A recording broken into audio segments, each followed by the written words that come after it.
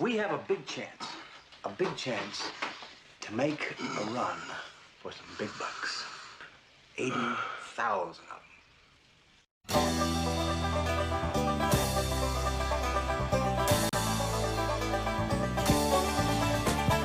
Eastbound and down, loaded up and trucking.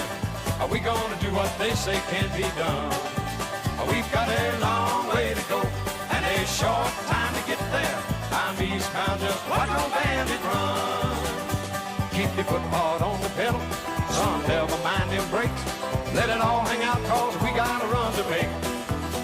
The boys are thirsty in Atlanta, and there's beer in Texarkana, and we'll bring it back no matter what it takes. Eastbound and down, loaded up and trucking. Are we gonna do what they say can't be done? We've got a long way to go and a short time to get there. I'm eastbound, just watch old bandit run.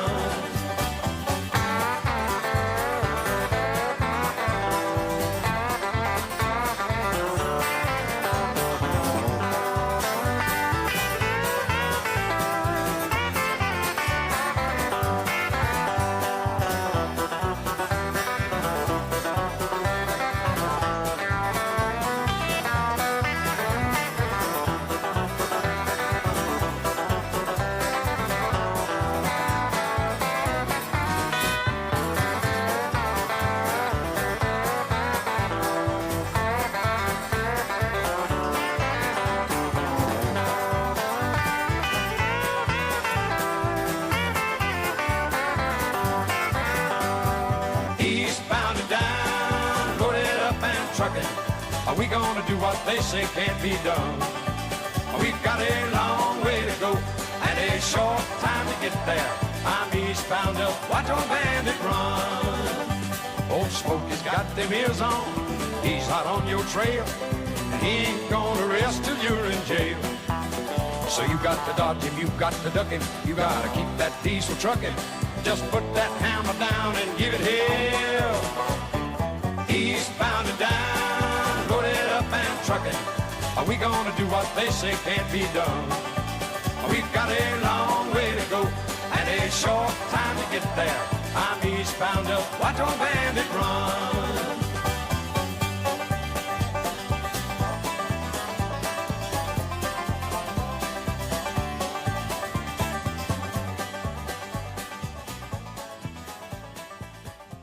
All right.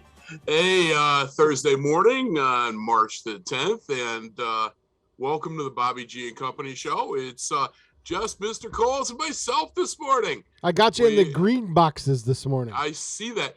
You know, I actually had for a background a St. Patty's Day one until I realized that next week's show is on St. Patrick's Day. Right. And I was like, oh, hey, you know, well, let's go with a spring background. So I found this nice waterfall and decided to go with that. So, hey, I got to say, I saw the post that you put on Facebook with you and Tim. Awesome. That is so cool that you guys are back together and, you know, he's home. Yep. His mom is really happy. The grandparents are excitedly, you know, everybody's wicked happy about it. So nice. And Tim must be excited too, I would assume. Yeah, he came back with a lot of stories. I noticed he's a different man than when he left. Good. Well, maybe. Is that good? Yes, it is. Okay. He learned a lot. I think he has a better appreciation for what we have here in the United States after seeing how poor some of these people are, or a lot of these people are over there. Where was he deployed? He was in Bosnia and Kosovo. Okay. He was he was less than, I think he was like 500 miles from Ukraine, or less than less than 1,000. Wow. And I was glad he rotated out when he did. So I'm like, good. Come on home. Come on, please. For this patch comes off. This is Velcroed. And he said he asked his K4 commander if I got a K4 patch for this hat that's going to go on there. What's a K4 patch? It's a United Nations peacekeeping mission. They call those K4 units. Oh, okay. Yeah. That's cool. I got a new patch to go on. He goes, where'd you get that hat?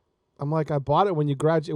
It was at the store when you graduated from from Basic. He goes, I got to find one of those. He goes, because I want to put my patch on that too. He goes, I could have used that. So yeah, that's cool. Yeah, so we did dinner with him last Friday when he flew in from Texas because you process out in Fort Hood. Okay. And then Saturday I had lunch with Christy and my mom with him, and we just had a good time. So now he's just settling back into civilian life for now. Now, is this the first time he's met Christy? No. Oh, okay. They met. All right, I wasn't sure. I mean, we've been dating it's 2 years now. Has it been that long? Oh yeah, we started dating February 6th, and then COVID hit March 17th. Wow. Like one month before COVID, we started dating. Yeah. I didn't realize it had been that long. Oh, yeah. Because I remember when you first started seeing her. Yep. And it doesn't seem like it was 2 years ago, but wow. Right, yeah. Time does actually fly. Yeah, no kidding, huh? But no kidding. So we had a good weekend. How was your weekend? How are you feeling? Are you I'm getting there. I actually was considering coming into studio today. Good, okay. But I just, I was like, I'm going to wait one more. And, so I think the studio misses you. Look, see, the studio misses you. It's dark in there. You, I miss it. So I am planning on coming in next week. I know Lynn's still not going to be with us. So I'm not entirely sure how we're going to play this. Maybe I'll ask Mr. Forney if he wants to come in early. He's a morning show guy. Well, I was thinking I could reach out to Angela. I had actually considered taping a show and having my daughter Jody come in and be the co-host. And so I'm kind of playing it right now off the cuff and seeing where it goes. But I definitely want to do something in studio. I miss getting in there, and just the environment of it for me is incredible. It's a lot different here now. We have no masks on it anymore, so that's a good thing. Oh, it's the mandate's been lifted completely in the schools? Yes, as of the end of February it was lifted. So no more masks around here. It's a bit of a different vibe around here. I think the kids are happier. Yeah. Well, I mean, it sucked wearing them. It did. I mean, it became part of our lives, but it's like, who wants this? Right. It definitely did, and I guess it had its limited value, and it was while there was no vaccine, it was probably the best thing we had, and then you go from there. Well, at least it was something. Yeah, you're right. It was something. It wasn't necessarily the answer. I read a New York Times article. They finally admitted that. Well, it kind of sort of how the New York Times does after the fact. But I was laughing about that. I was like, well, and this week's been rough. Me and Bob were mixing it up on Kenny's show. Oh no, really? Politics. What's up with that? We debate stuff, and it's never with me and Bob. There's never any hurt feelings. But I think I was pushing some of his buttons. Really? Oh yeah. It was fun. I love debating Bob because Bob is the complete. We agree on a few things. We're true Americans. There's some things we're polar opposites on, and then there's a lot of things we agree on, and then but the things that we're polar opposites, yeah. Yeah. Well, I told you that's the deal, Feel free to use my catchphrase that I use on you on occasion. Just when you're having it with them, just tell them, look, Bob, you're cute when you're wrong. Just tell them that'll get them going over the edge. Stupid should hurt. Yeah. Just have fun with that. So we started off today's show. Oh, by the way, our usual co-host, Lynn O'Brien, is in Florida or on her way to Florida at this point in time. So she won't be with us this week or next week. So it's going to be this week. It is the official He-Man Woman Haters Club coming at you from, remember that? That was from Little Rascals. Yeah, Little Rascals, yep. Little Rascals, the He-Man Woman Haters Club. So it's just Pete and I today. We're bringing it to you. And we're going to have some fun. And we started off with the theme from Smokey and the Bandit. Yep. And the video was actually pretty cool, but I didn't ask you to do the video because I got a real bad track record with videos being allowed to stay in the show when you post them. Right. So I didn't bother with that. But the video was pretty cool. We just seeing sort of movie and Burt Reynolds driving a Trans Am and all that. So Smokey and the Bandit, no real reason. Only that Just cause. Yeah, I like that song, and that's as close as you're going to get to me to go to the country. So went with that to start off. So we got a bunch of stuff we're going to be doing today. My Dark Shadows is definitely going to need a disclaimer. Oh boy! But actually, hell, I think the whole show is going to need a disclaimer. I'm going to pick your brains, Pete. I got a lot on my mind. I'm going to pick your brains for stuff. Once we get our business out, because you and I sometimes we are usually on the same page. When we're talking occasionally we disagree. Yeah. But I mean, generally speaking, I would say 9 times out of 10. We at least agree, if not, we're totally on board, but we at least agree and see the point that the other is trying to make. Yeah. So we're going to play with that today. And I want to get your point of view and your perspective on a few things. Okay. But with that in mind, let's jump into Steve Austin, National What Day? What? What? Your name is Hugh Morris. What? Hugh Morris. What? Is that funny? Is that humorous? What? What? What? What? What? What? Get out of here! What? What? What? What? What? What? What? What? Cut that crap out. What? What? What? I hate that word. What? Is it true that Stone Cold has been announced for a match at WrestleMania? Well, he was called versus out. Kevin Owens. No, not a match. Kevin Owens wants to do the Kevin Owens show, and he wants Austin as a guest. Because Austin has given permission to use the stunner. Yeah. Austin blessed that. So yeah, I guess that would make them natural rivals. Yeah, I mean, and who knows? Maybe if they do the KO show on Saturday, because WrestleMania is a 2-day event. If they do it on Saturday and it goes south, maybe they'll have a match on Sunday. And I heard Vince is coming back to do a match too. Vince is coming back. I think that's because of I don't know. I heard Shane caused a mess at the Royal Rumble and he got canned. I don't know exactly how that's going to play out. He was on McAfee's show. One of the announcers from SmackDown. Yeah, Pat McAfee's got a huge Pat. There you go. Yeah. He was on that as a guest, and he invited Pat to wrestle, and so Pat was all excited. He jumped all over it. But it's Austin Theory that's going to be wrestling Pat. I thought that they would have Vince wrestle him. Vince is up there. You need somebody with some skills. I'm sorry, Yeah. Vince doesn't have skills either. No. You've seen him take if you've ever seen him take a stunner, he has no skills. No.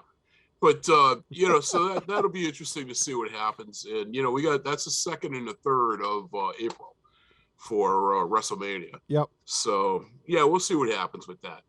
But anyway, so today, National What Day? I've got 5 of them. Today. Wow. I know. Worked extra hard today.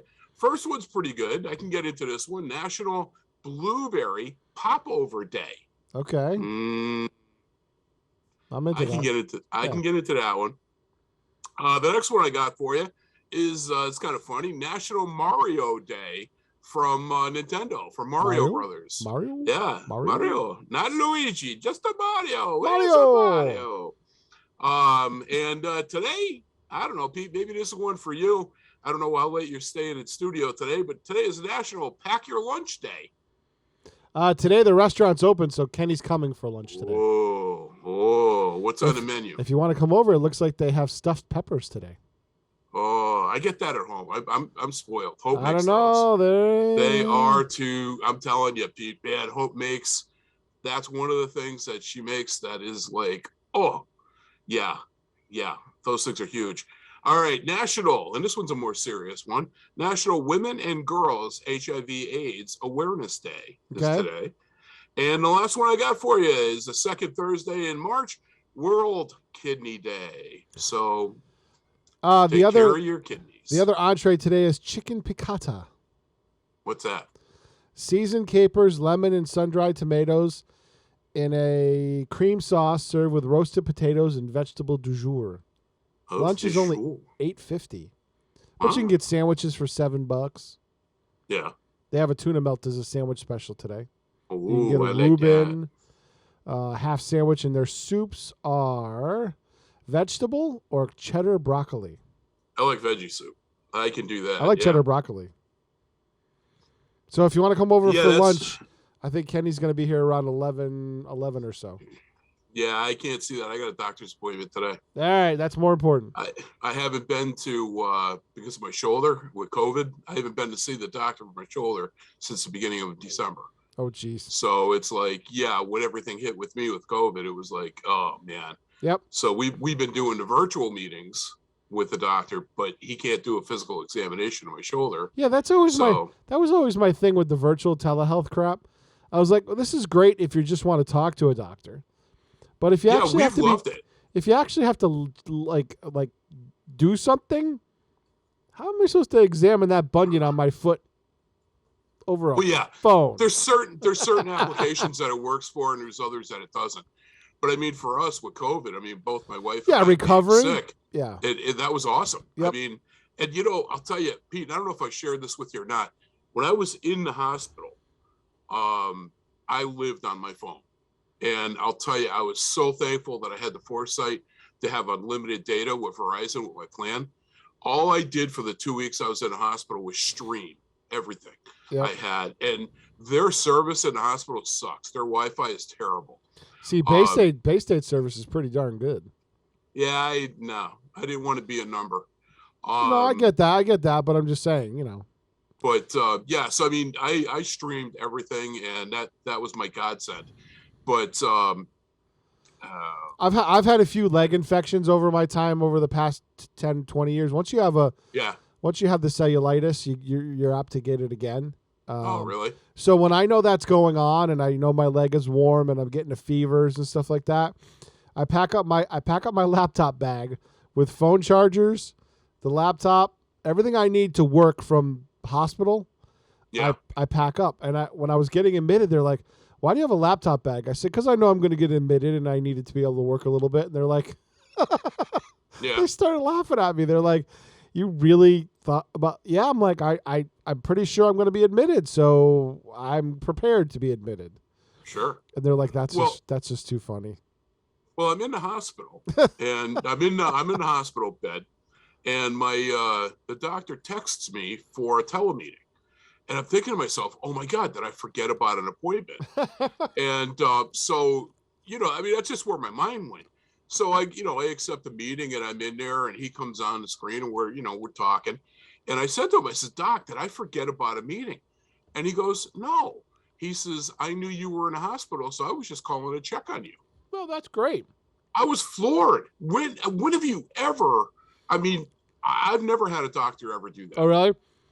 And so, I mean, that's just the way that he is. My doctor that retired, Dr. Berger, had privileges at Bay State. So one time when I was in there, he happened to be he happened to be in the hospital. And so I'm in urgent care at Bay State Medical Center, the rapid treatment area. Mm-hmm. And all of a sudden he walks around the corner and goes, "What the hell are you doing in here?" This is my doctor. Guy's in his late 50s. "What the hell are you doing in here?" So I told him, and he's like, "Oh, okay. Yeah." He goes, I saw your name pop up. He goes, "We get all of our patients, when we log into the system, it'll flag it and let us know that you're there." So, and then Dr. Lovelace has, my current doctor has privileges at Holyoke Medical Center and Bay State Medical Center. So. Oh, please tell me his wife's name is Linda. No. His name is Akinyele.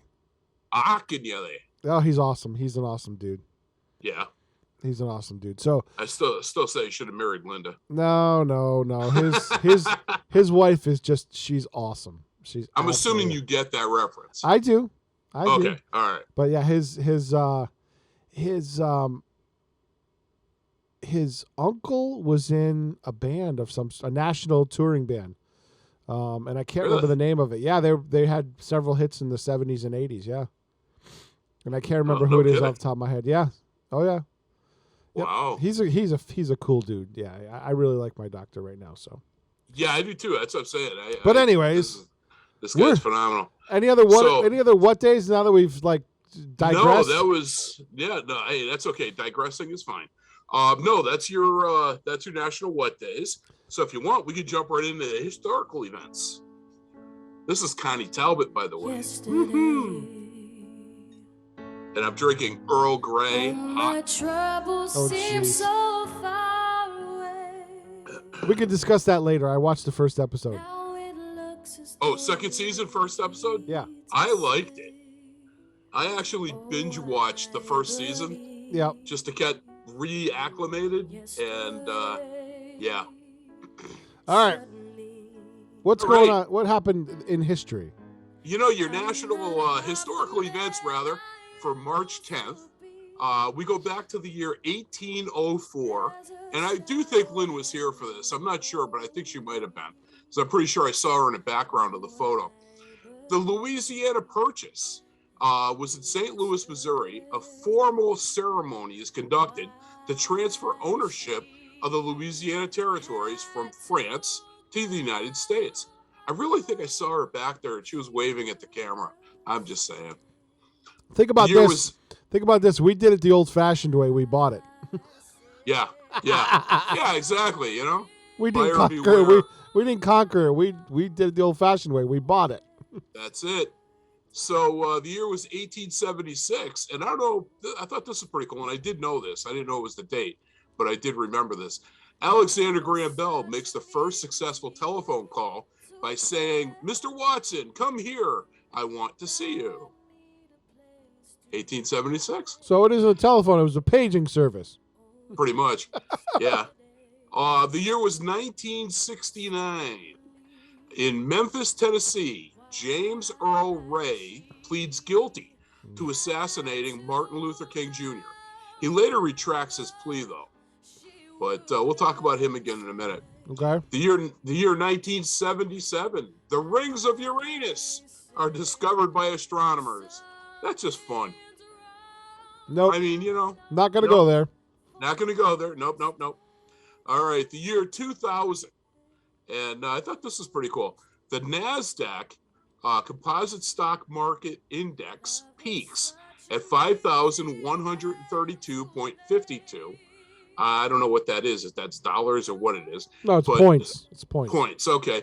Signaling the beginning of the end of the dot-com boom. In the year 2000. Yeah, in the year 2000. And then the last one I got for you, and I thought of you, Pete, with this one, the year 2006. Okay. The Mars Reconnaissance Orbiter arrived at Mars. Yep. And those are your historical events for today. Cool. Woo! So we got some celebrity births. Let's key up some wildfire. Kay and Kel. Happy birthday to you. Happy birthday to you. Happy birthday, happy birthday, happy birthday to you. Love you guys.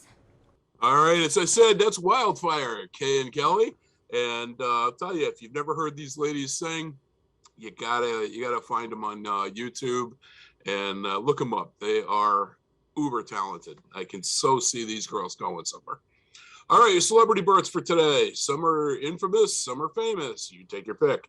The year was 1928, and this was where I said earlier we're going to talk about this guy, James Earl Ray, the guy that assassinated Martin Luther King Jr. Was born today. He died in 1998, and he's considered an American assassin, even though he later retracted his plea.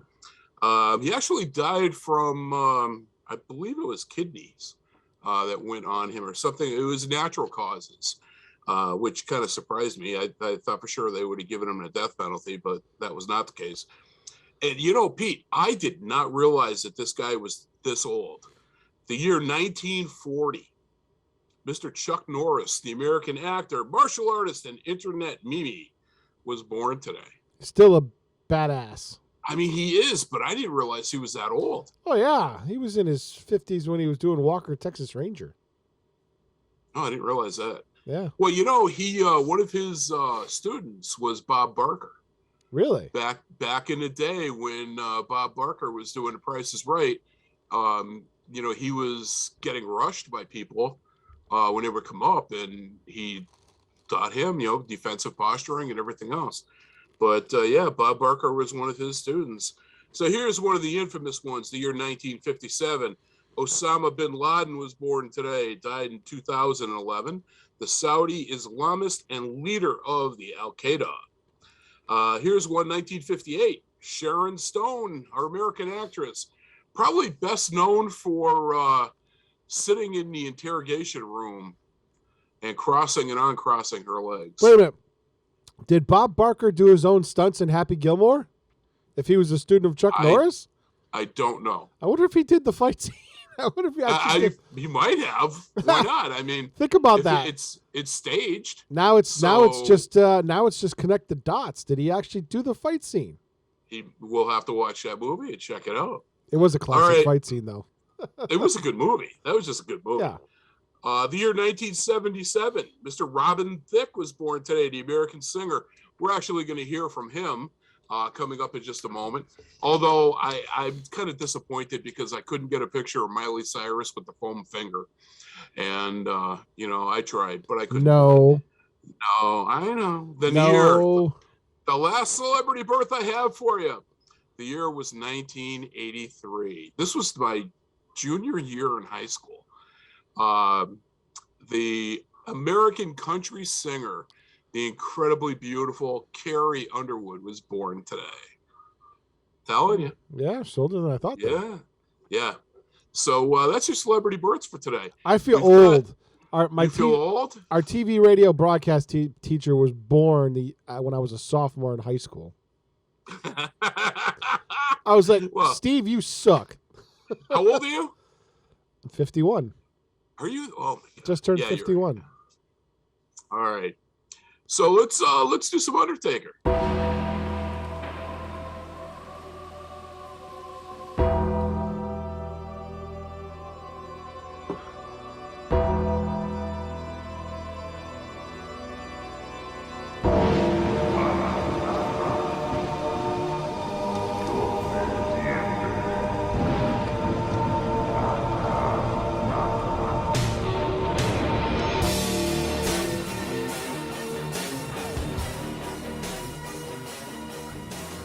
So I see Undertaker and Big Van Vader are both going to be admitted into the WWE Hall of Fame. I still think they should have done Undertaker solo. Well, they are. No, I mean just the only inductee this year. Oh, I see. Well, that would have been interesting. Because he meant that much to the business. He did. Yeah, he did. And all it still means that much to the business. But all of it with WWE, from when he became famous on, he never left. Never took his gimmick and ran. Right. Which is cool. All right, so celebrity deaths. We got the year 1988. Mr. Andy Gibb passed away. He was born in 1958. The English-born singer from Australia. Yeah, they did Saturday Night Fever. They did the whole soundtrack for that. They were big in the 60s too, before disco and they're still after disco. Well, he couldn't have been big in the 60s because he was born in 58. Yeah, but they were very young. In their teens, the late 60s, they were huge in Australia. Pete, he wasn't a teen in the 60s. He wasn't a teen until 71. Oh, then he's the youngest brother? Yeah. He must be. His brother, I think his brothers are older. Yeah, okay. You know what? I didn't realize that he actually dated Victoria Principal. And that was one of the things. He died, they figure it was because of years of drug abuse and everything, and it finally caught up to him. But apparently it slipped into a major depression after he and Victoria broke up. Which, yeah, I get that. The year 1998. I always liked this guy, and I honestly didn't even know that he had passed away. Mr. Lloyd Bridges. He was born in 1913, the American actor. He was in all kinds of shows back in the 60s, and then he did the Hot Shots movies, part 1 and part 2, and yeah, he was just awesome. I don't know if you remember this guy. My dad really liked him. The year was 2005. Mr. Dave Allen passed away. Born in 1936. He was an Irish comedian. He was popular about the same time frame as Benny Hill was. Okay. Benny, you remember the Benny Hill show? I do. Dave Allen had a similar, like a sitcom sort of not sitcom, but the same, whatever you would call Benny Hill's format. Dave Allen had one too, and it was equally as funny. I remember watching him with my dad back in the day. From your world of wrestling, we got the year 2007. Ernie Big Cat Ladd passed away today, born in 1938. He was an American football player before he became a professional wrestler. This guy was massive. He was like 7 feet tall, and he was just huge. And then the last one I got for you today, the year 2010, Mr. Corey Haim was passed away today, born in 1971, the Canadian actor. He was in a ton of stuff. I remember him most from The Lost Boys, and that was a good movie too, all about vampires, and he was the normal kid. Yeah, there was all kinds of stuff as to what happened with him, and they never really definitively said. First, at one point, they thought it was a drug overdose, but then they kind of went against that, and they were just thinking it was natural causes. So those are your celebrity deaths for today, March 10th, and that's what we got for you. So look, we got, since we had Robin Thicke's birthday today, I kind of decided, yeah, you know what? We haven't played this song in, I think, 2 years. So we're going to jump on this. We're going to play this for you.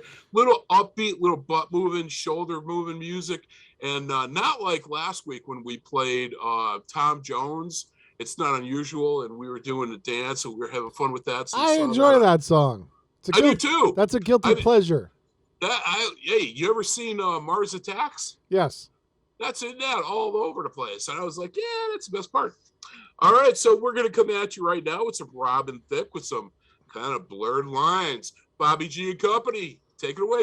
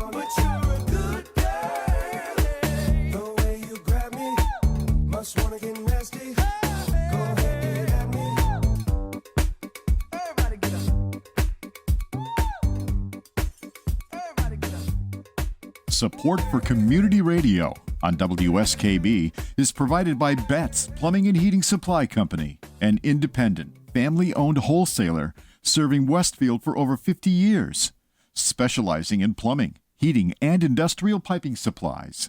On the web at bettsplumbing.com or at 14 Coleman Avenue in Westfield. Join me, Tina Gorman, each week from 6 to 8 a.m. for Wake Up Wednesday, when my guests and I discuss health, wellness, and lifestyle reimagined. Community Radio. 89.5 WSKB.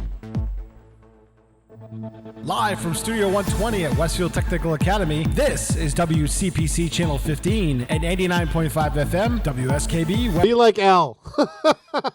That was funny. I had to. I was like, I think that might be Weird Al's best song ever. I didn't even realize that was Weird Al until the end. Oh my God, Be Like Al. I think that was one of the best songs he ever did, honestly. That was funny. And you have to run the video because if you're just listening to it, it goes by so fast that you really need the visual to go along with it. So, yep. And it's one of his best videos too. I hope one of her pet peeves is proper grammar and pronunciation of words. So being that I'm from Chicopee, things are unacceptable as if it's a you. Yep. And I do that on purpose. And it's funny because she just looks at me and smiles and shakes her head. It's like, yeah, that's just unacceptable, hon. But you know, it kind of falls in with that. So I'm sure she was upstairs smiling I would show her that video if she hasn't seen it yet. She's upstairs watching the show. Okay. I can hear the TV. So Hi, Hope. So listen, let's go with the best song on the radio today. Wait a minute. What? You're changing the best song to this one? No. Sorry, Frankie. Yeah. My bad. I know my cues. I was like, that's the wrong cue. Yep. Way down among Brazilians, Coffee beans grow by the billions. so they've got to find those extra cups to fill. They've got an awful lot of coffee in Brazil. So this is the segment of the show that I affectionately refer to as your Keurig Facts of the Week. As our part-time co-host, Mrs. Lynn O'Brien, is fond of saying. Hey, she's enjoying retirement. Yeah. If your boss doesn't have a Keurig machine for you at work, make sure you beat them, flog them, rubber hose, whatever you got around for an instrument, knock them out. If you're self-employed, however, restraint may be the word of the day. But anyway, so with that in mind, your 3 Keurig Facts of the Week. And Lynn could actually attest to 2 of the 3. Really? From personal observation. The first one being, did you know that dinosaurs lived on Earth for nearly 150 million years? Which is literally 75 times longer than humans have now lived on the Earth. And Lynn was the one that verified that fact, by the way. She was my fact checker there. You're going to get it when she comes back. Yep. Hey, Pete, here's what I'm going to give you as a trivia question, because I think you might know this one. Okay. What was the first living creature to orbit the Earth? It was in 1957. It was Laika, the dog. Yes, it was. Awesome. If I had a ding, ding, ding, you'd get a ding, ding, ding. Yep. All right. Very good. And then here's your other one. And again, Lynn verified this one for me. Did you know that the woolly mammoth actually had tusks that were almost 16 feet long? I do know that from pictures and from fossil records. I didn't realize they were that long. I thought they were like 8 or 9, but 16 feet. Yep. Lynn says she used to grab them by the ends and kind of swing back and forth with them. But, yeah. That's just wrong. I know it. So that's your... big finish. So you led to the local color, serving coffee with a crawler. Dunkin' doesn't take a lot of skill. They've got an awful lot of coffee, an awful lot of coffee. I got a crawler today. Gang of coffee in Brazil.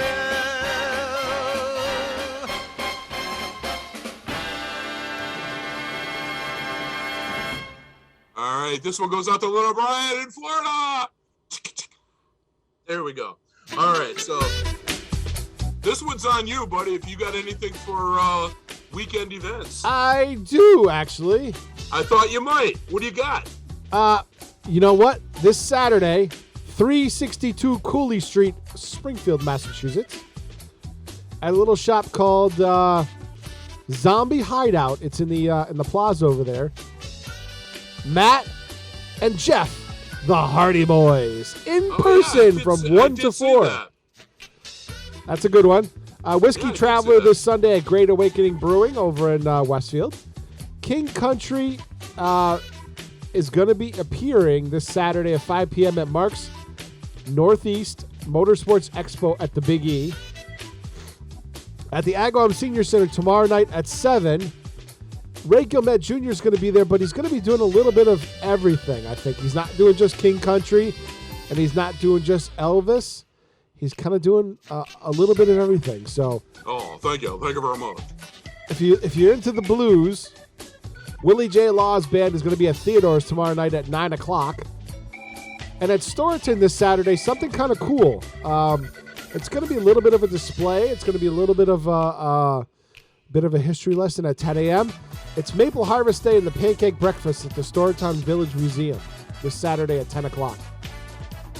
Mass Beer Week is going on this week, and it will finish up with Make the Beer at Smith's Billiards upstairs at Theodore's on Saturday at 5 o'clock. Irish Beer Dinner this Saturday at 3 o'clock at Skyline. The Southwick Inn has Acoustic Thunder March 11th at 8 p.m. And Moso and Friends today at 6 o'clock. So Moso is the musicians of the Springfield Symphony Orchestra. They have a string quartet today at 6 o'clock at Westfield Athenaeum in the Lang Theater. See if there might be some tickets left. And Jeff and Rick, who are with the band C.A. Jones, JAR Acoustic, are going to be at the Crest Room tomorrow night at 7. So, like, all kinds of stuff going on all over the place. So, and General Gist is going to be at the Agawam Polish American Club tomorrow night at 7. And tomorrow at 7:30, if you like old-time radio, the musical students of Mount Holyoke College are presenting the big broadcast online this year. Tomorrow at 7:30, tickets available on the Mount Holyoke website. So all kinds of stuff going on. Hey, just a stupid question. Have you, because I know you were there, as were Hope and I, have you heard anything about the Symphony doing the Star Wars, Star Trek themes again? The Symphony is still in a contract dispute with the musicians. They are doing nothing this year. Really? Really. So the only thing going on is the musicians themselves have started the MOSO, musicians of the Springfield Symphony Orchestra. Yeah. And they are going to be putting on a series of concerts this year. Their next one, I think, is Classical Masters, I think, is the next one they're putting on. But they're organizing it themselves. And Mayor Sarno has graciously allowed them to use the Symphony Hall. Oh, wow. Okay. But the Springfield Symphony, they are still in a contract dispute with the musicians, and they also let Kevin Rhodes, the maestro's contract, elapse. So he is completely gone. He sold his house in the area, and he's been in Europe conducting ballets and making a ton of money over there. So, wow. Yeah, it's kind of sad, actually. Yeah, it is. Because I have enjoyed the Symphony. Maybe we can convince. We have an in with Moso. Mark Auerbach is doing their publicity, so maybe we can convince him to do a movie night. That would be cool. I mean, because we could always ask. You were there too that night that they did the Star Trek and the Star Wars. That was great. Phenomenal. That was a Kevin thing, though, because Kevin Rhodes is a fan of both. Yeah. More so, I think, Star Trek than Wars. Yeah. But that was a fun night for him, too. He always enjoyed that night. So is he the one that moved to Europe? Yes. We got to fly him back. He came back for their Moso's first concert. He donated his time and came back to do that show. But he's also the head of his wife is from Michigan, and he also is the musical director for the Traverse City, Michigan Symphony Orchestra. So, yeah, Kevin's a busy guy. You kind of leave where you're not wanted. So, yeah, that sucks. Yep. All right, so let's do up some Dark Shadows. We got some theme song coming at you, and then we're going to have a disclaimer. Uh-oh.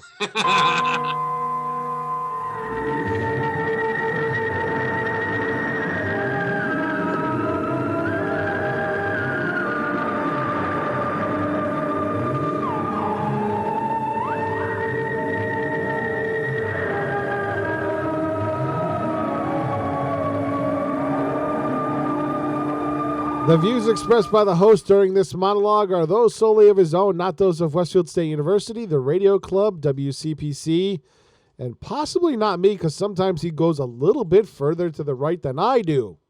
And now, how can you be more right? I mean, you're either right or you're not. All right, so listen.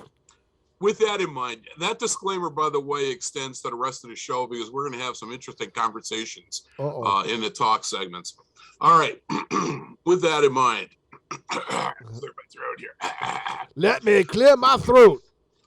All right. On last week's show, I spoke about perceived discrimination and the racial divide that is currently happening across this country. However, one aspect of the situation and problem that I did not address was Biden appointing a black woman to the United States Supreme Court. Now, there are several candidates that were cited as being front runners for this post. But consider this. Just what message does it actually send to both our citizens and to the world as a whole that the only qualifying credential that Biden deems important is their skin color and gender? Also consider just how this will make the person put into said position feel that they were considered a quota to be filled and not an actual candidate worthy of this appointment based solely upon their achievements and accolades as their own careers, as would any other past candidate. Personally, I believe that Biden and whomever gets appointed, he has an appointee, by the way. Yeah, would have been infinitely better off if Biden had simply kept his big mouth shut and had just put whomever he selected, their name, into the process of ratification without mentioning anything about race and skin color or gender. Talk about taking the pride out of a job. People will forever wonder if the appointed judge would have been given the same chance to this post had they been anything other than a black woman. This is the real racial divide, and it's being shown by your president. The stigma of this selection process will hang around her neck forever. This is not justice for anyone, and certainly not a victory either. But where is the uproar from the minority community? I am very surprised that they have been apparently duped by a snake oil salesman that can't even remember what he's doing half of the time. Remember that the easiest way to tell if a politician, or his spokesperson for that matter, is lying to you is that their lips are moving. Just ask yourself, WWTD. Boom. Drop the mic on that one, baby. You know, she is a highly qualified candidate, but I agree. She is. But I agree with you that they shouldn't have announced their intentions. You shouldn't have said the only people I'm considering are black women, because it does. It demeans her. Yes, I would agree with you on that. You know, and that's not a conservative. Like I think she will sail through confirmation because of her qualifications. I hope so, but I mean, she shouldn't be in that position for the reasons that she's in there. I think, and that's what I disagree with. Right? Is she qualified to do the job? Absolutely. Reading, I did when she was nominated. I read about her record. I might not agree with her politics, but I did read her record, and she's been a pretty good judge. And she's also the first former public defender that would potentially rise to the occasion of being a Supreme Court judge. So I think she will get through. I think that if the Republicans pull the same crap that the Democrats did on the Republican nominees, I don't think it's fair in this case. But also, I don't think that the Democrats should have done it for Trump's nominees, because sure enough, they've been pretty decent judges too. So and they also had good track records. So I think we should rise above the occasion on this one. There are hills to die on and places to fight about, and I don't think this is one of them. There's my 2 cents. There's my 2 cents. You know, I agree with you, and I think that we're on the same page with this issue and, you know, everything else. But it's like, you know, how can the public be in an upcry about discrimination when that's exactly what this is happening? It is reverse discrimination, because you don't telegraph the move that the only candidates you're considering are black women. No. And again, he did the same thing with his vice presidential nominee. He said that he did the same thing. I'm just saying. I mean, I think the guy he's a metropolitan-sized idiot in a village environment. And I don't like him. I never have. I've never made a secret of that. You know, it's just I saw a meme out there on social media. Somebody saying, "Well, you can't make fun of him because he's got a speech impediment." I said, "I've looked at old videos of him up through the years. He's never had a speech impediment. And if that was the case for his slurring of words and stuff, it would have been all over the media by now, because they're apologists for him. So he doesn't. So stop." Yeah. I just, you know, it is what it is. But, you know, like I said, WWTD, you figure out what that means. Yeah, we know. You go from there. All right, so listen, let's jump in now. Hopefully, Hope will be back with us next week to do the weather, so that I don't have to do it and kind of fudge my way through it. So let's do up some weather. We'll get that done and get into another song. We got a good song coming up next.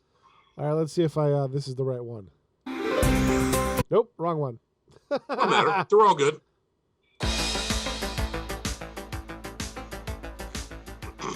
All right. So the weather today, and again, I'm not the chief meteorologist. That's my wife, Hope. Hopefully she'll be back in Sky One next week, and we'll be able to do this up nice here. And I'm going to try to get it right. I'm going to pale in comparison now. All right, so today we're expecting a high of 52 degrees with a low tonight of 26. We only have a 4% chance of rain, but it looks like it's going to be a cloudy day today. So, but hey, with 52 degrees, I'll take it. Tomorrow, being Friday, 53 degrees with a 34-degree low, and only an 8% chance of rain on that day. Then we go into Saturday. Saturday, 41 for a high, 17 for a low. But we have a 100% chance of rain on Saturday. So we're going to be getting wet on Saturday. Then we go into Sunday, 35 for a high, 24 for a low. Only a 1% chance. And it's looking like it's going to be a little sunnier on Sunday than it was the previous 3. So temperature-wise, Friday is your day. And weather sun-wise, it's going to be Sunday. So that's your official okie dokie weather. And, I put up a national map for you. And we have a national map. Look at that. Nice. See, we spare no expense on the budget. And so with that in mind, let's jump into our next song. And that's actually, I really like this song. I don't know if you would call it, not really a ballad. It's not a hard rocker. But are we not doing thinking outside of the box today? That's I didn't do that. You're right. I skipped that. How did that happen? I don't know. You got so kerfuffled earlier. I did. Yeah. Wow.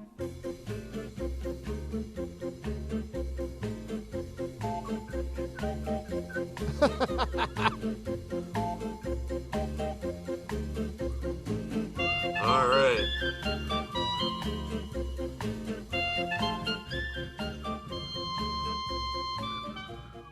I can't even whistle this morning. I can't either. All right, so here's my little O2 hose, and Hope needs this. So, honey, I know you can hear me. Go ahead and just pull it up the stairs, and it'll come right up for you. She's laughing too hard. I think that's what it is. Because I'm killing myself here. I have to. You want to take a break? You want to come back to this? No. I'm good. I'm good. I just pulled the plug on my headphones. All right. Bobby's having a rough morning. You sure you don't need the oxygen? I might. I'm not sure. All right. So Bobby's thinking outside the box this morning.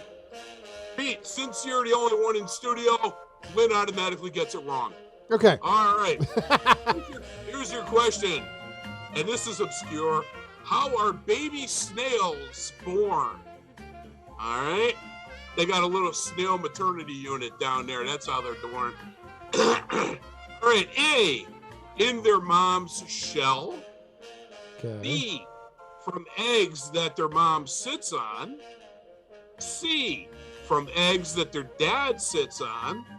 Or D, from eggs laid in a large unattended clump.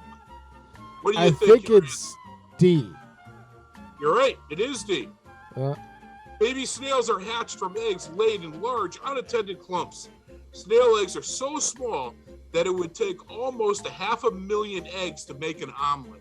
Wow. Not that I really want a snail omelet. Yeah, right. Sure. Yeah. I got you. Yeah. Mm-hmm. But you know when they're driving down the highway, you know what they say? What? Look at that S-car go. Right. Hey, come on, that was it. Oh, wait, I'm not done yet. All right, most snails. The song is. Yeah, really. Most snails don't take care of their eggs once they're laid, but take a great care in selecting a place to lay them. Some dig a hole or find a protected area on the ground. So there you go. Now you learned something else that was new for you. Okay. And so that's what we got for you. So listen, we're going to jump into a song. Yeah. And this one here from the band Our Lady Peace. And I really like the song. Okay. And when I was proofing it to make sure that it was still an active link, I actually watched the whole video. This is just that. I like this song so much. So Our Lady Peace with Somewhere Out There. Bobby G and Company. You're listening to us, WSKB 89.5.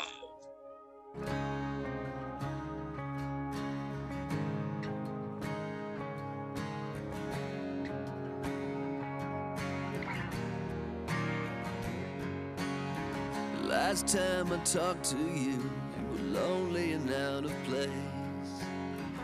You were looking down on me, lost out in space. We're laid underneath the stars, strung out and feeling brave. Watch the red orange glow, watch you float away.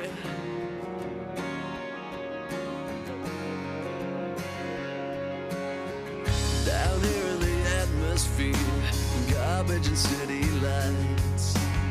You're gonna save your tired soul, you're gonna save our lives. I turned on the radio to find you on satellite.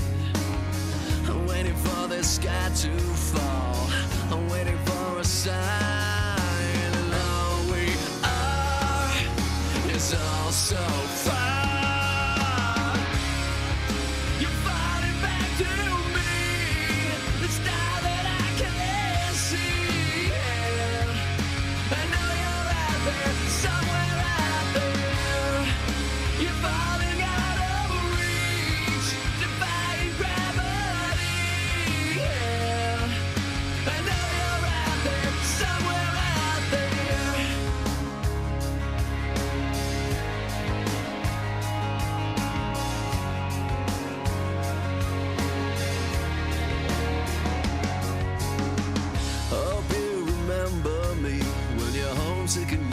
Change.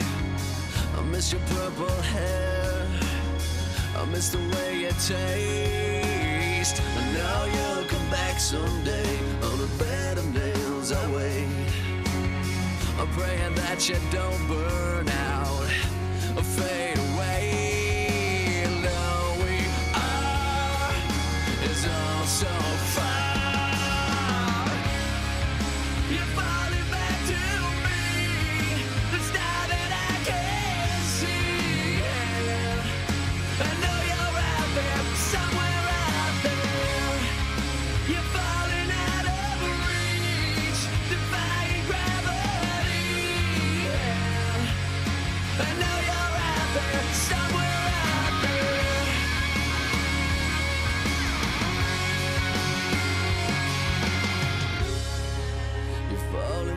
to me, the star that I can see. I know you're out there. Oh, you're falling out of reach, defying gravity. I know you're out there, somewhere out there. You're falling back to me, the star that I can see. I know you're out there, somewhere out there. You're falling out of reach, defying gravity. I know you're out there, somewhere out there. You're falling back to me. I know.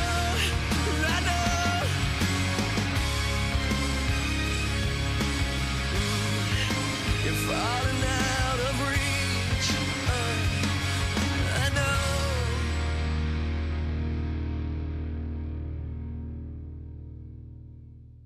Support for community radio on WSKB is provided by Betts Plumbing and Heating Supply Company, an independent, family-owned wholesaler serving Westfield for over 50 years, specializing in plumbing, heating, and industrial piping supplies. On the web at betsplumbing.com or at 14 Coleman Avenue in Westfield. Underwriting for Community Radio on WSKB is brought to you in part by Rockies. Over 30 convenient locations throughout Massachusetts, Rhode Island, New Hampshire, Connecticut, and Florida. One of the nation's largest ACE dealers. Expertise and great product selection in paint, hardware, lawn and garden. That's Rockies. Rock solid service since 1926. On the web at rockies.com.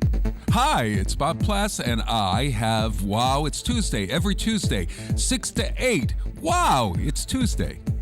Community Radio. 89.5 WSKB. I did it! Live from Studio 120 at Westfield Technical Academy, this is WCPC Channel 15 and 89.5 FM, WSKB Westfield.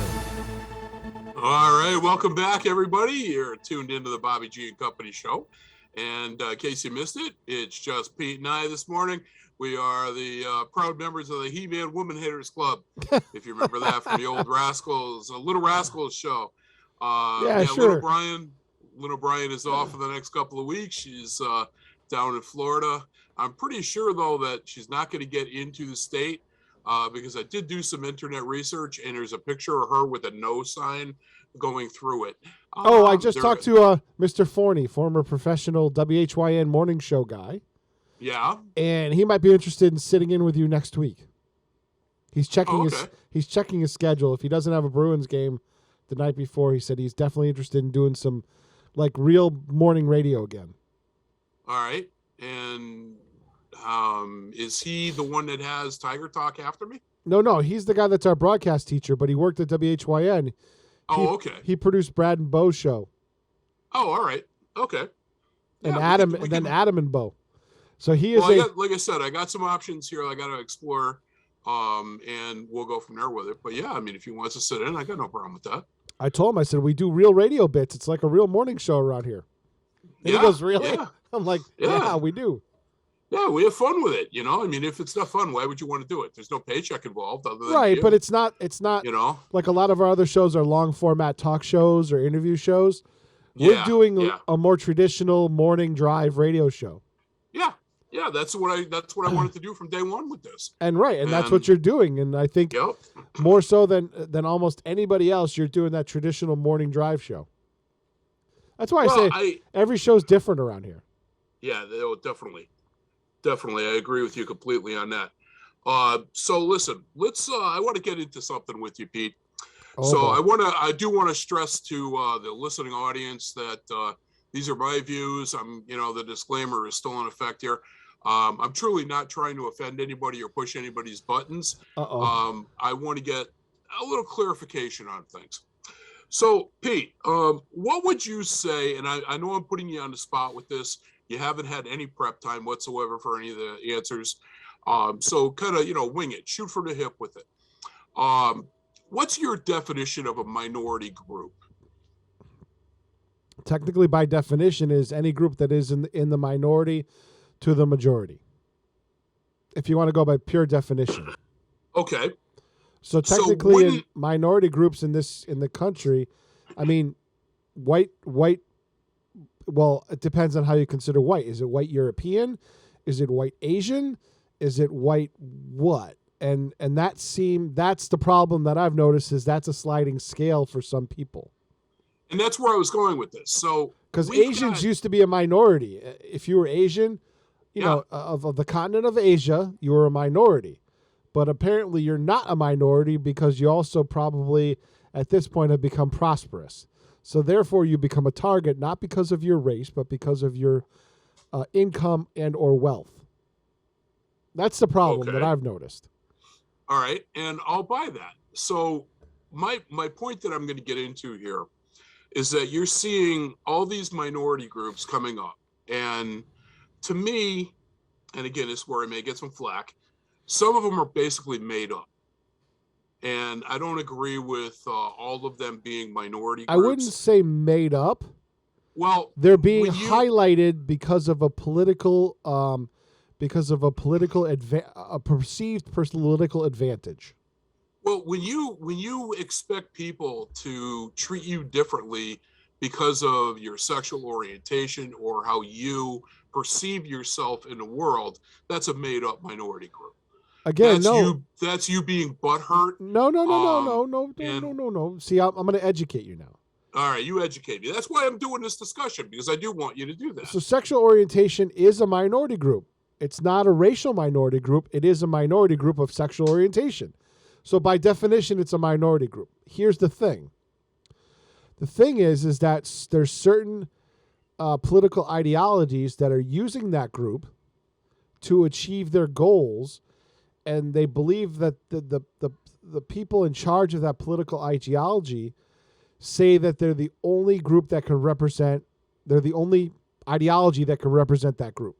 So therefore, the allegiance of that group goes to the political ideology. And I won't name names because everybody knows what I'm talking about. I don't have to tell them what I'm talking about. They just know.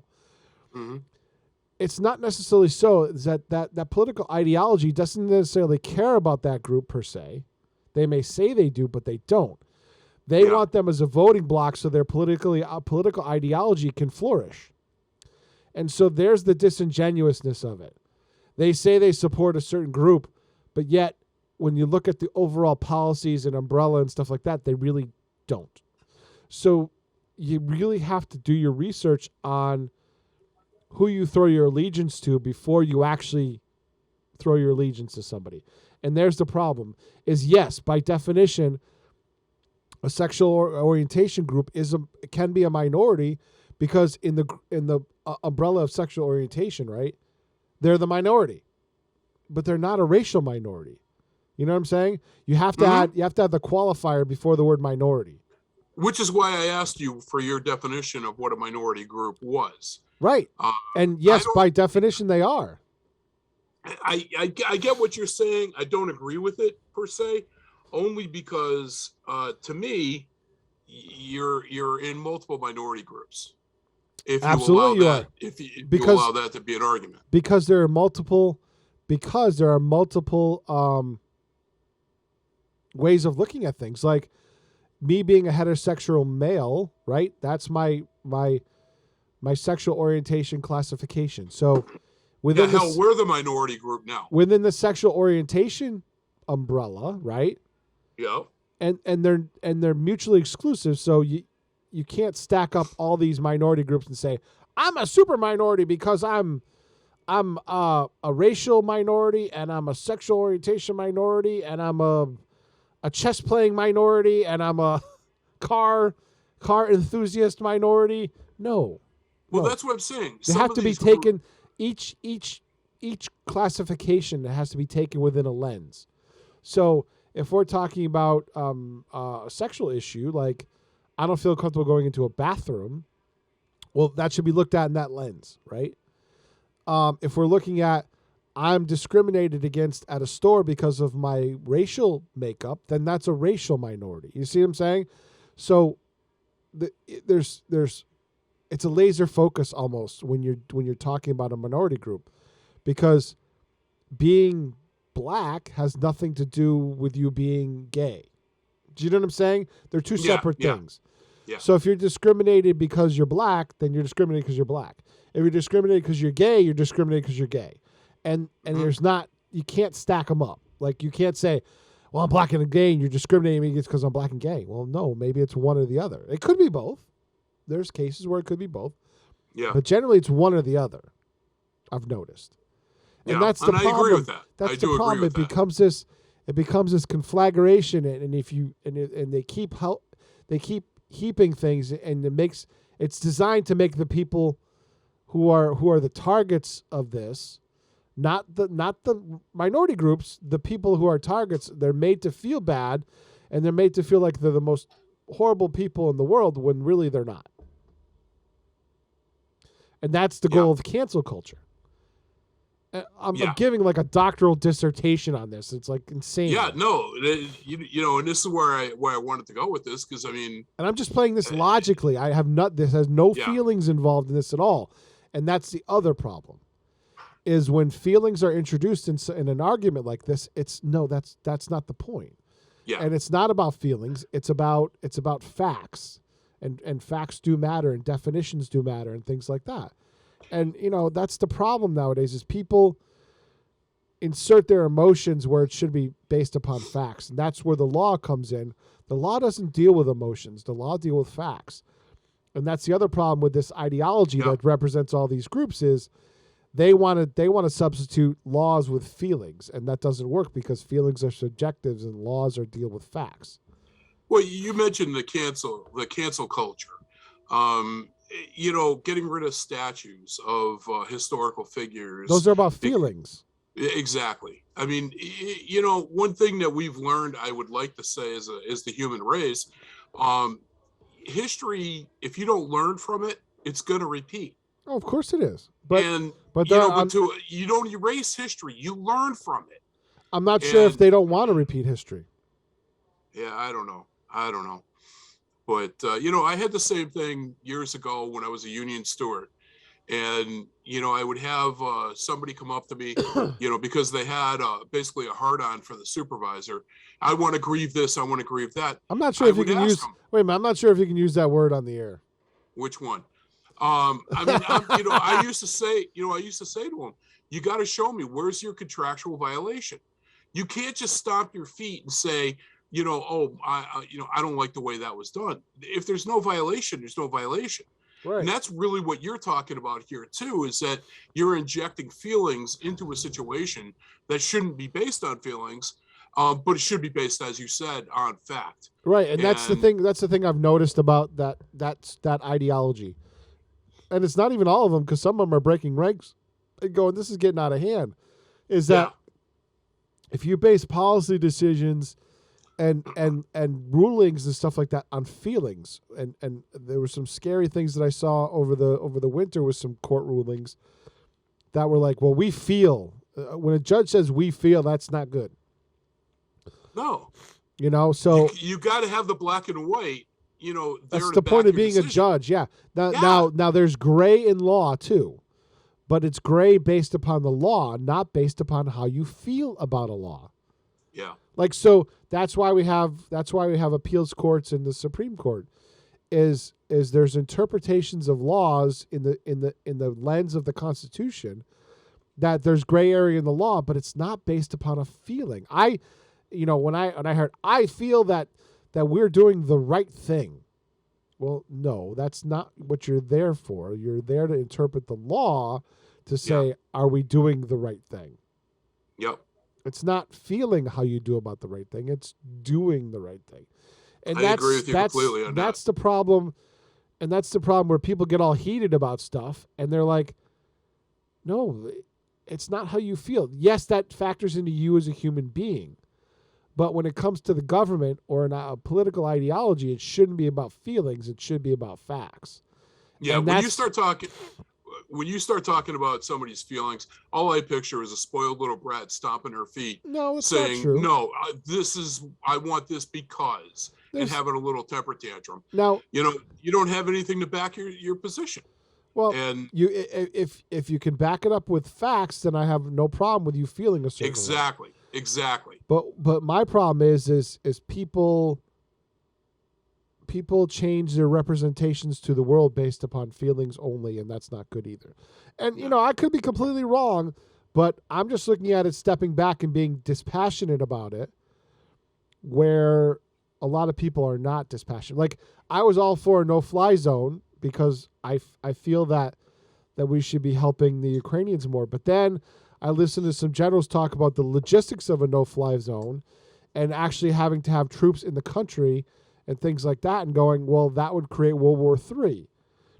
So I step back and go, while I feel we're probably not doing enough for the Ukrainians, a no-fly zone, you can't do it. You can't logistically pull it off without entering the conflict. And so these are the things about being dispassionate about things. And, I have a lot of passions about a lot of things, but sometimes you got to step back. And to some extent, I don't agree with the U.S. government stance on letting the Polish Air Force fly their planes into Ukraine and let the Ukrainian pilots fly them. Poland wanted to bring them to Ramstein Air Force Base to get checked out and then have U.S. pilots fly them. Well, that's the same problem. Now you got boots on the ground, and the Russians are going, well, you've entered the conflict, and now we can go to any means necessary, which you don't want to play into their hands. My thing is why can't we get the Ukrainian pilots to Poland and have them fly the plane? You know what I'm saying? Why hasn't anybody thought of smuggling the Ukrainian pilots out of the country and then having them go to Poland and fly in, and maybe support them with a tanker mission, on the Polish border, refueling mission or something like that. You know what I'm saying? Yeah. Yep. So there are ways to do things, and I know I'm going across topics and things like that, but it all relates. Sometimes you have to be dispassionate about everything, and not inject feelings into everything. Now, I feel for the Ukrainian people, but there's nothing easy about anything right now. No, there isn't. You're right. And it could very easily, with the current leaders we have in charge of both Russia and the United States and China. Yep. This is the time where I actually worry more than my parents worried during the Cuban Missile Crisis, because we do have that leadership that I think lacks in subtlety and brashness and guts, and that could very easily lead to war. I mean, World War I started from less than what we got now. So, anyways, that's my soapbox. Hey, listen, I just realized, too, what time it is, and I'm assuming we have a hard out at 8. Yes. So we're going to skip a bunch of stuff. Let's fast forward all the way to the Nason connection. So I want to get our dedicated segments in. I can put the songs that were regular fills. I can do them next week. Okay. So our Nason connection this week, our good friend Danny Nason, as with every show, picks out a song to be played. And so we're going to do that. It's going to be from the band Cream and Sunshine of Your Love. But first, we got the intro from my nephew, Jeremy Goff.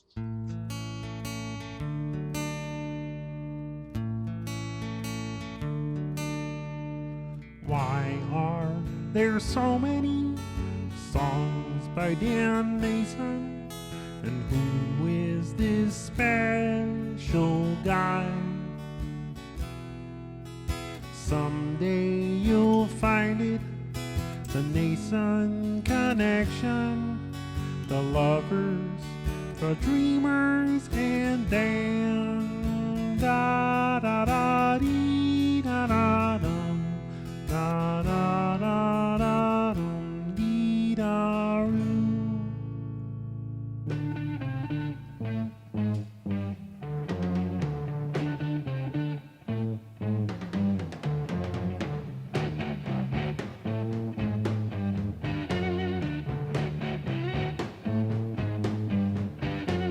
It's getting near dawn, when lights close the tired eyes. I'll soon be with you, my love, give you my dawn surprise. I'll be with you, darling, soon. I'll be with you when the stars start falling.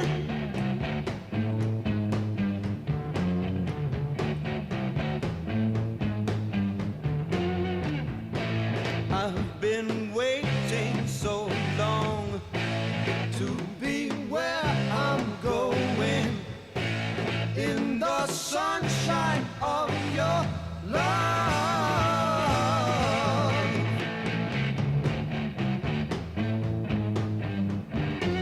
I'm with you, my love,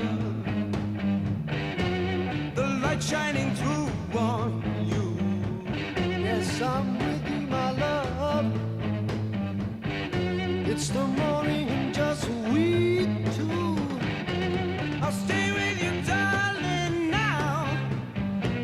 I'll stay with you till my seas are dried up.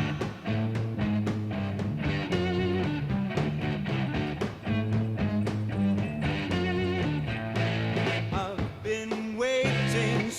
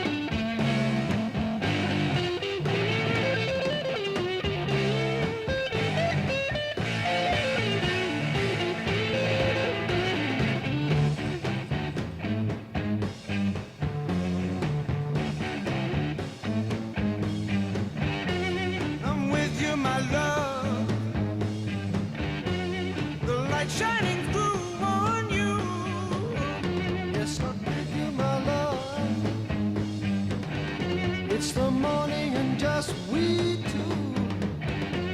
I'll stay with you, darling, now. I'll stay with you till my seas are dried up.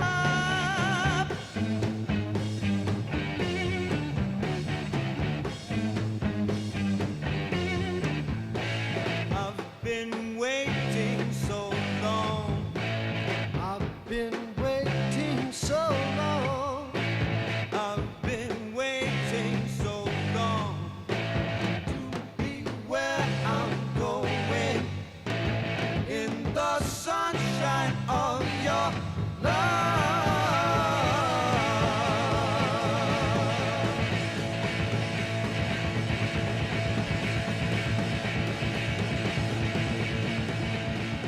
Support for the community programming of WSKB is provided by the Dunkin' Donuts Shops of Westfield and the Sardinia family. It's nice to know that even as the world changes, Dunkin' Coffee remains the same at 7 convenient locations throughout Westfield. I'm Mark Auerbach. Join me every Friday at 8 a.m. for Arts Beat, where you'll meet interesting actors, directors, designers, and musicians here in Western New England. Community Radio. 89.5 WSKB.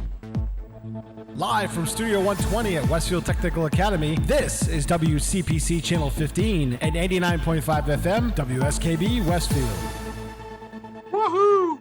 Yeah, Danny picked out an awesome song there. When I got the choice from him, I even said that to him. I saw, yeah, that's a great song. I haven't played that in like a real long time. Yep. So yeah, so good thing there.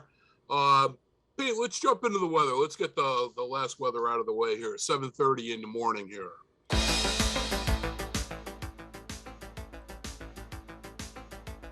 I like that tune. It's a catchy little tune. All right. So today we've got, again, my wife Hope will be hopefully back next week doing Sky One and doing her professional version of what I'm going to botch up completely right now. So today we're expecting a high of 51 degrees with a low of 26. Currently out there, and I didn't say this before, currently right now it's out there, it's 24 degrees. So it's a little There's chilly your forecast out there. up there. We have the graphic up with the... There we go. And you can, if you look high, you can see us. I'm waving at you. All right. So tomorrow we're expecting a high. Oh, by the way, today it's going to be mostly cloudy. 3% chance of rain, so it's going to be a nice dry day, just cloudy. Overcast. Tomorrow, 54 degrees for a high, 33 for a low, 8% for rain, but again, just overcast. We're not expecting anything major. Saturday, however, 41 degrees for a low, for a high, 17 for a low, but 100% chance of rain. So we are going to see some rain showers on Saturday. And then Sunday, 35, so it's cooler, but only a 1% chance of rain.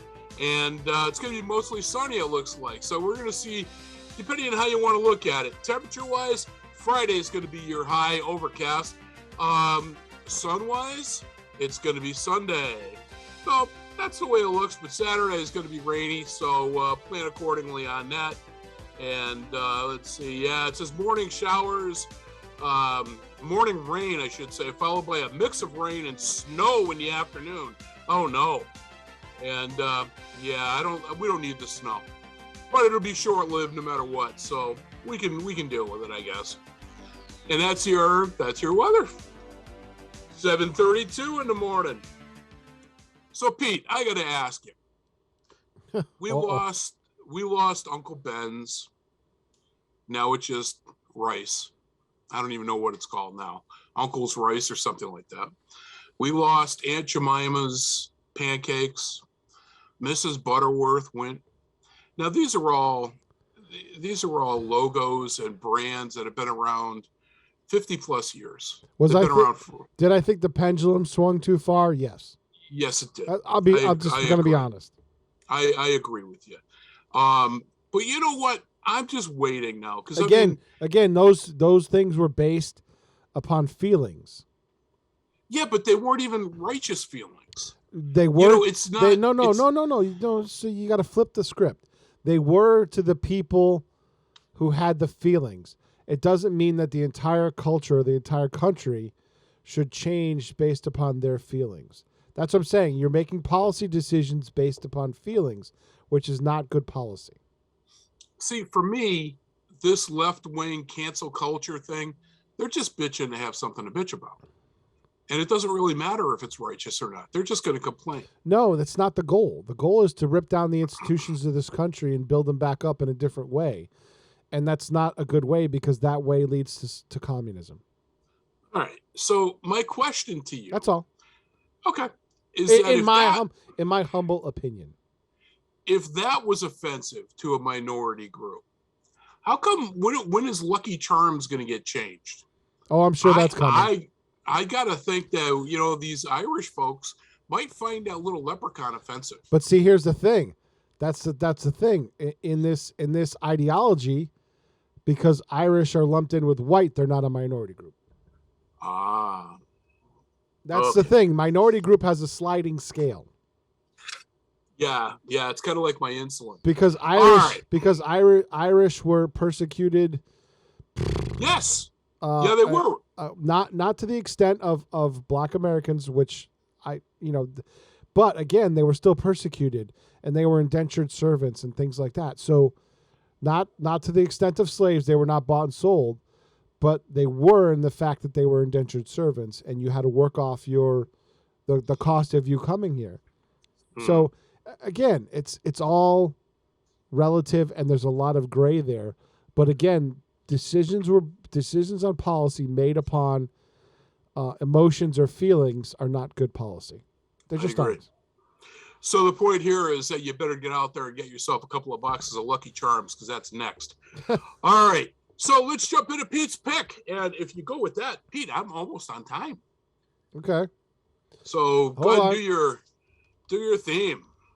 Hold on, I gotta get it up there. Hold on. Okay, TMI. File not found. Uh-oh. There we go.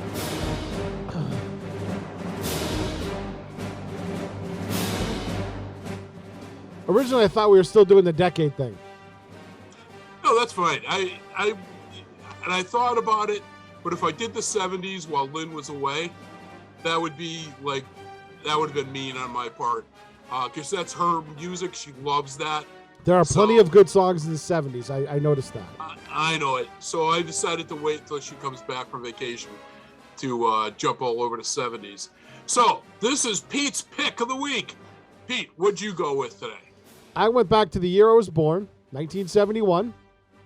And I knew of this song, but I had a greater appreciation of it when I did the top on my birthday, on my 40th birthday, which was 11 years ago.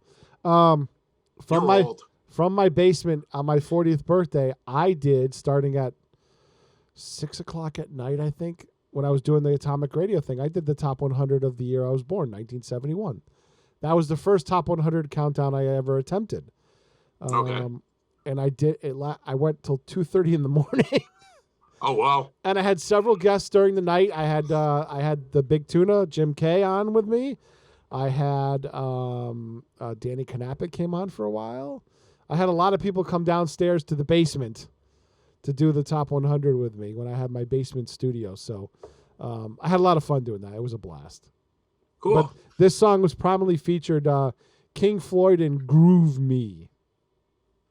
Nice. So here's Pete's pick of the week. WSKB, Bobby G and Company. Oh, suki now. Hey!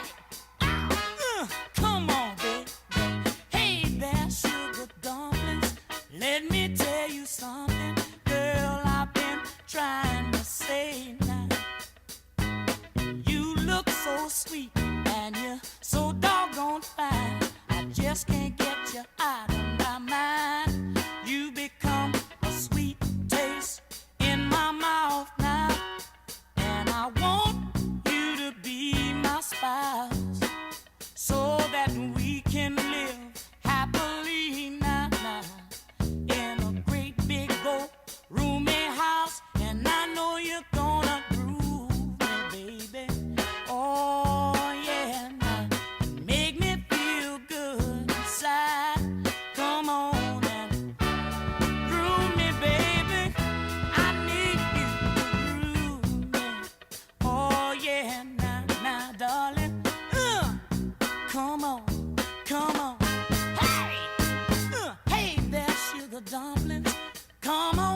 me something, girl, I've been needing for days. Yes, some good loving with plenty hugging. Ooh, you cute little thing, you. Girl, between you and me, now, we don't need no company. No other man, no other girl can enter into our world. Not as long as you prove me, baby. Oh, come on, make me feel good inside. Come on, groove me, baby. Move me, baby. Oh, sock it to me, mama. Oh, I like it like that, baby. Groove me, baby. Hey! Groove me, darling. Come on, come on. I need you to sock it to me, mama. Come on, and now groove me, baby. Hey! Good God, it make me feel so good inside, mama. Come on. Come on, man. Support for the community programming of WSKB is provided by the Barnes & Noble College Bookstore in the Ely Campus Center, offering Westfield State t-shirts, sweatshirts, and gift merchandise, all of your academic needs, and offering textbook materials in new, used, ebook, and rental formats. Available at the bookstore on campus or online at westfieldState.bncollege.com. This is Ken Stomsky from Ken's Den on WCPC 15 and 89.5 FM, Tuesdays, 8 to 10. Community Radio. 89.5 WSKB. Live from Studio 120 at Westfield Technical Academy, this is WCPC Channel 15 and 89.5 FM, WSKB Westfield. All right. Well, welcome back to the Bobby G and Company show. Okay, we had one of our students walk by and was grooving to the song, and I'm like, "You like this song?" He goes, "Yeah, I love this song." Yeah, I saw somebody was standing behind you. That's pretty cool. Anthony was grooving to King Floyd. All right. So 7:41 in the AM, and we've had I would say a relatively, could be borderline controversial sort of a show today. We've touched on some very serious issues and matters. I think it's what people are thinking about. I agree. A lot of them don't talk about it, but I definitely think they're thinking about it. Yeah, well, Lynn has said that several times to us, is that, you know, the topic matters that I bring up for discussion in Dark Shadows and everything else, a lot of times it's what she feels, and I agree, they're thinking about, but they're afraid to mention. Yeah, I would agree with that. You know, I mean, I don't want to be, you know, I can't talk about this because I don't want to be labeled as a racist or, you know, anything like that. And it's like, yeah, no. I know. I'm sorry. I just have that attitude. I just don't care. You know, you either like me or you don't like me. You agree with me, you disagree with me. It doesn't matter to me. I got you. It's not personal for me, and that's the big thing. You know, I mean, I welcome anybody that wants to, you know, debate, you know, in a non-emotional, you know, manner. I mean, that's great. You know, I mean, hell, I might walk away from it knowing more than I walked into it with. I think I gave you a little bit of an education this morning. Well, you gave me a different way of looking at it. And so, yeah, in that form, yeah, it was an education. And that's one thing I do like. You know, I enjoy a non-emotional, we'll say, debate, going back and forth, you know, sharing your perspective and your point of view based upon your world experience. And that's not just a you, Pete, that's anybody. You know, I mean, if you could sit there and you can talk to me about it, and you know, like I said, I walk away knowing something, or maybe it's just a slightly different way of looking at it. And don't get me wrong, I am a fan of politics, and I am passionate about it, but you also have to know when to separate the politics from the policy. Yeah. So, but hey, you know, so let's get into some serious stuff right now. Now, again, we're going to need the disclaimer in place for this. And Pete, I'm going hardcore with this. All right. So be aware. Oh boy. And what are you doing now? So, for anybody out there, the Subaru driving hippies, the tree huggers, you got to work with me here. So, Pete, I got to ask, what was your take on season 2, episode 1 of Picard? I thought it was. Spoiler, maybe. I thought it was cool because it starts advanced from where they left off. You know what I mean? Mm-hmm. Like they left off. I thought they would do more exploring the Android side of things, and they completely abandoned that, which threw me for a loop right off the bat. Like, well, we don't know that they did. That may still tie in. In the original episode, they did because how many people know Picard is now an android? Yeah. Do you know what I'm saying? Like they've completely ignored. I know that the cast members, the other people on the ship with him know that, but it is advanced so much. Like, the captain, what's his name? Brios, right? All of a sudden, he's in a Starfleet uniform. I'm like, what the hell? What happened? There was what was it, like a 1 year or a year and a half from the last? I think there's a gap, right? Something like that. There's a gap, and a lot of things had changed, and then 7 of 9 is on his ship, and you see his hologram characters helping her, and it's like, well, that's a change. There's a lot of changes, so unexplained changes. So I'm sure they're going to explain all those as the season plays out. But then I always knew they had to bring back Q. Had to at some point because I thought that was awesome. He is the most iconic. He's more iconic, honestly, than Picard in the Next Generation universe because he's an incredible plot device. 1, and 2, John Delancey is for that role was born to be that role, and I've seen him in a lot of other roles over the years. Yeah, but that is the role that he is literally born for. Like some say, Pat Stu was never meant to be Picard, but by God, if you think that one word, that face pops in your brain, and for generations, that will be the face that pops in your brain. You know what I mean? Yeah. And I think that their chemistry, is what helped both characters in the Next Generation, because they do have a great chemistry. Those 2 actors, and the fact who's texting you now? Les is texting me. He wants to be an android. Listen, I wouldn't mind it either. But the chemistry of those 2 actors, and I'm glad the writing is good too. Is just par none.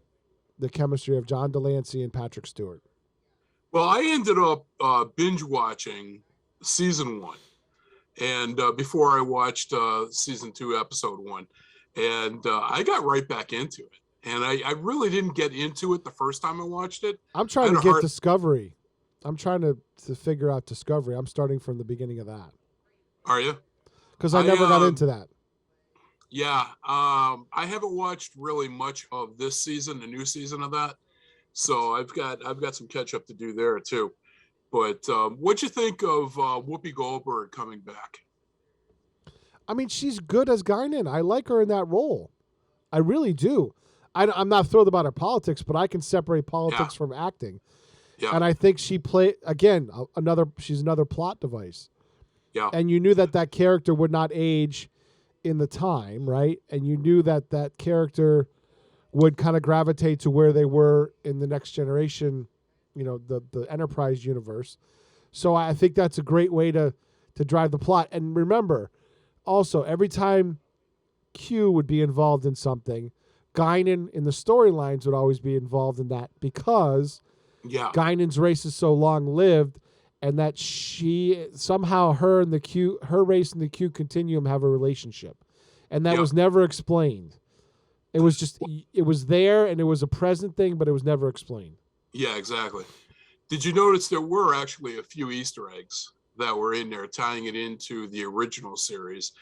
At one point, Guinan pours them whiskey or brandy, and she was using the same bottle that they used in the original series. And I thought that was pretty cool because that's actually a bottle of whiskey from a company down south. I think they're in Kentucky. And I've actually got a bottle. Sorry and Brandy? Yeah, it won't show well, but this is actually Saurian brandy, right? a bottle of the Saurian brandy that they used in the series, the original series, and it was the one that kind in the same type of bottle that they used in that. But I'm going to give it the benefit of the doubt. I'm going to let it run, and we'll see what does happen. But I did like the fact that they CGI'd Delancey at the beginning.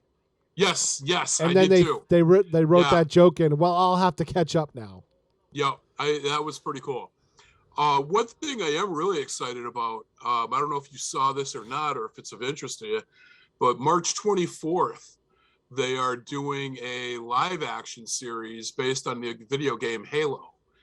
And that's on Paramount Plus. That's actually starting, like I said, the 24th. That is such a rich universe that they could have so much fun with that, with Master Chief and the Horde and everything else from the video games.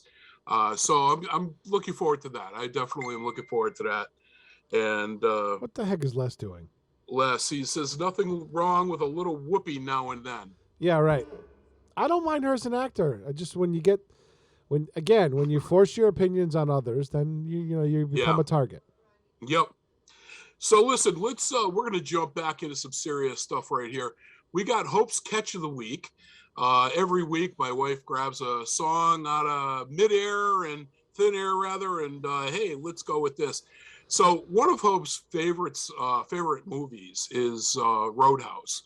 Patrick Swayze and I can't think of the other guy's name, but anyway, Patrick Swayze's in that one, and that's one of her favorites.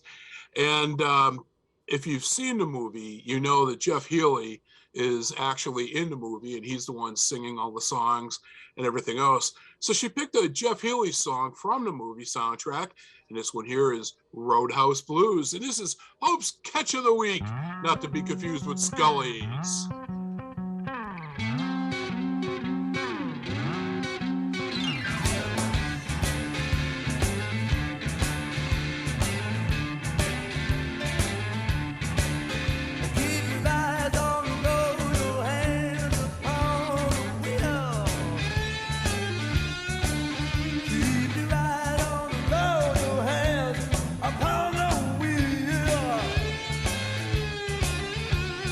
Go do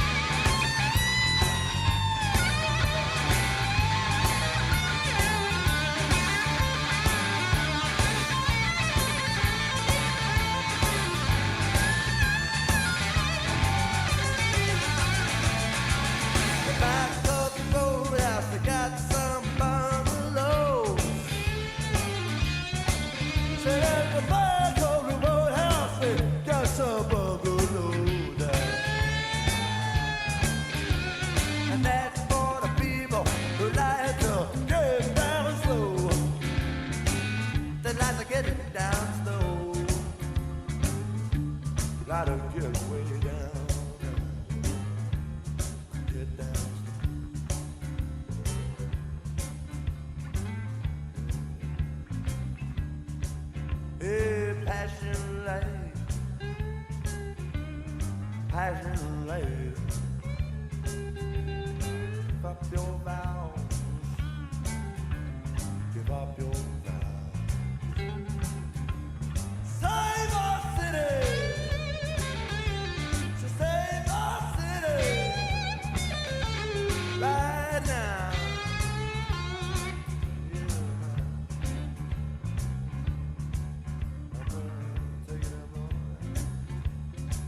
So take it up, take it up, take it up, take it up, take it up, take it up, way up, take it up, yeah, up, take it up, yeah.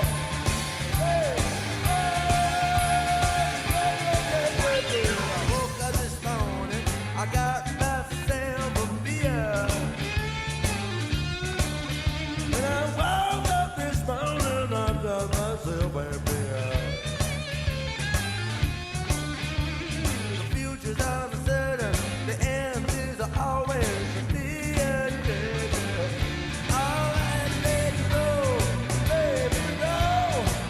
Let it roll, baby, roll. Let it roll, baby, roll. Let it roll all night long.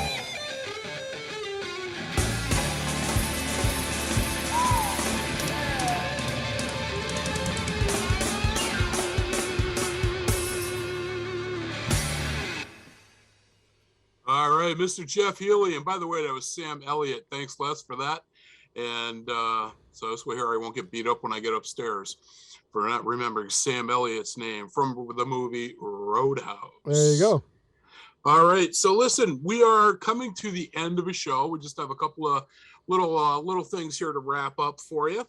And let's get into Amy's father's terrible dad jokes of the week.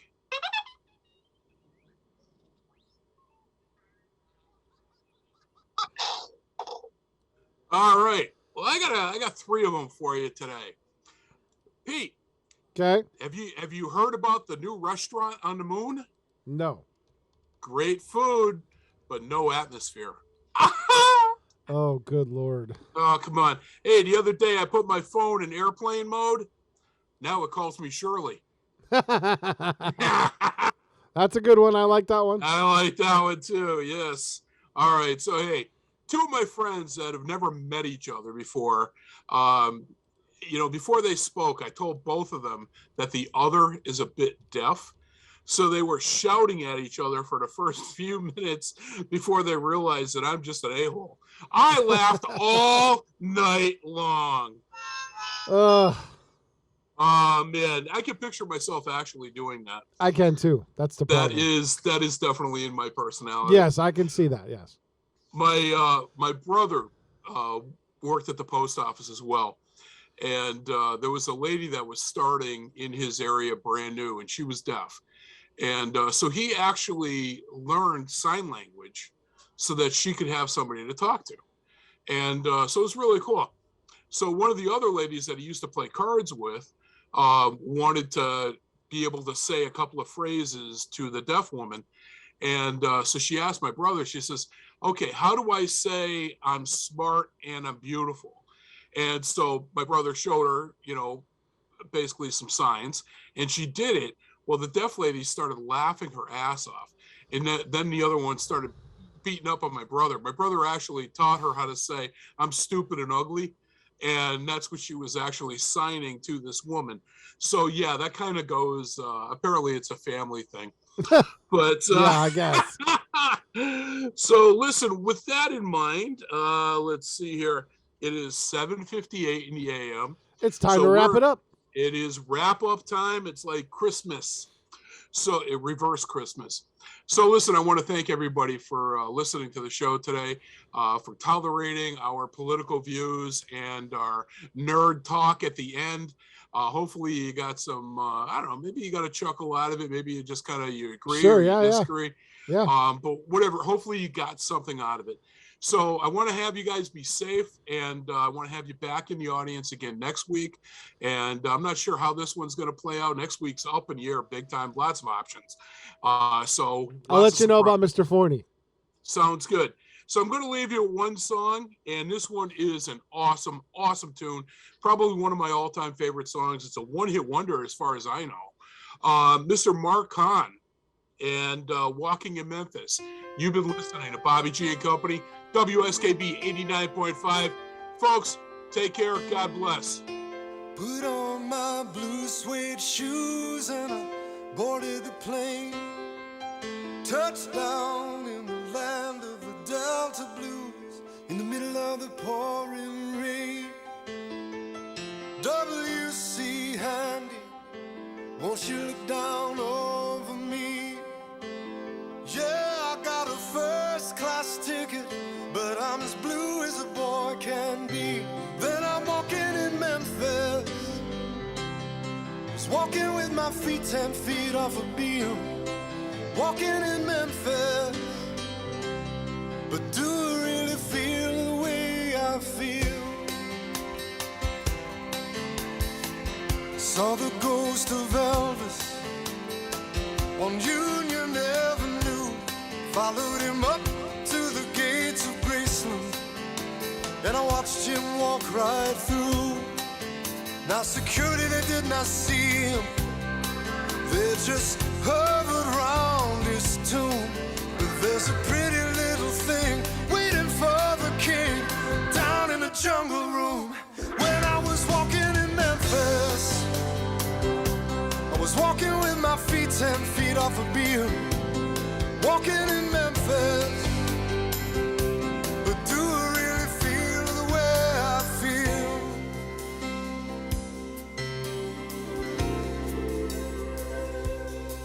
They've got catfish on the table,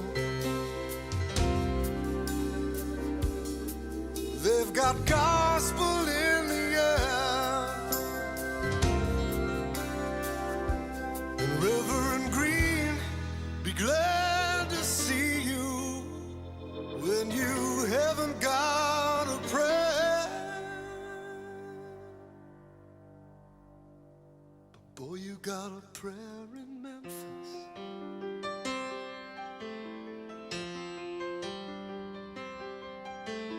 Now Muriel plays piano every Friday at the Hollywood, and they brought me down to see her, and they asked me if I would do a little number, and I sang with all my might.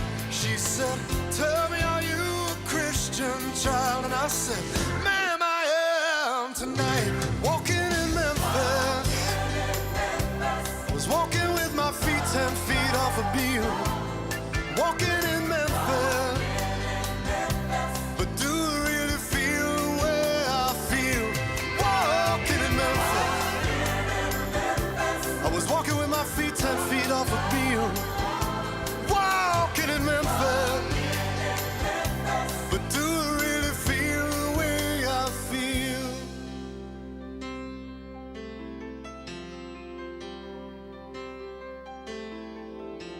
Put on my blue suede shoes and I boarded the plane. Touchdown in the land of the Delta Blues, in the middle of the pouring rain. Touchdown in the land of the Delta Blues, in the middle of the pouring